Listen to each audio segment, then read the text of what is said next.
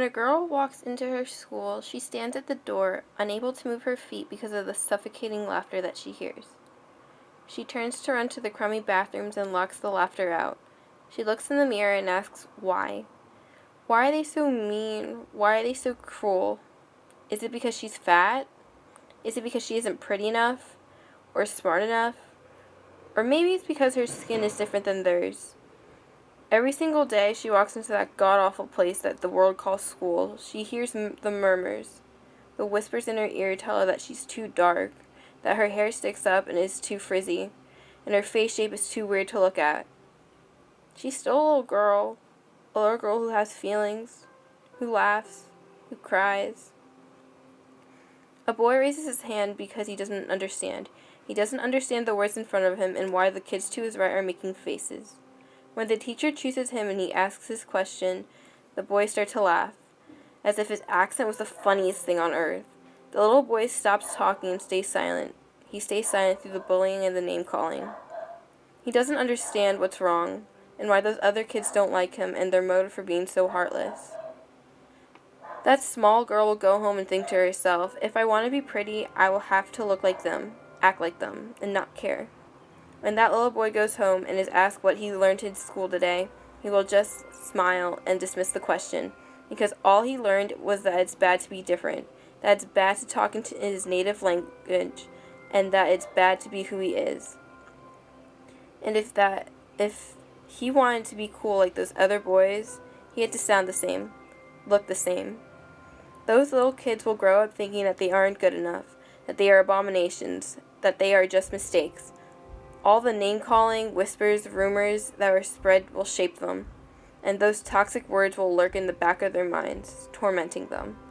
Just because she's stunning in her own way and he's bilingual doesn't mean that they aren't any different. If we keep on dismissing the problem, it won't go away. If we keep on thinking that's okay to discriminate, then we'll never reach peace. Tell the girl who cries herself to sleep knowing that she can't change the one thing that all the other kids hate about her. That's okay. She has rights in this country. Don't be ungrateful. You have the best life in this free country of ours. Tell the boy whose words sound differently on the edge of his tongue that those kids who snicker at him are only doing it as a joke. Because it's not. It's not a joke when he's made fun of for something he cannot control. What's the point of teaching kids about math if we can't teach them to be nice to others? What's the point of teaching kids grammar if we can't teach them to value others' differences?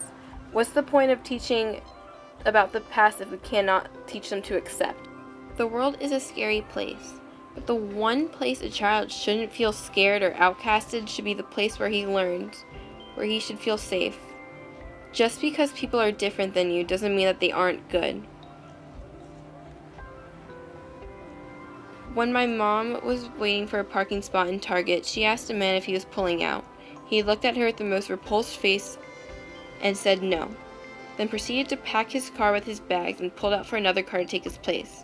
Why did he do that? Because she had an accent. She was polite, had her manners, and didn't question him.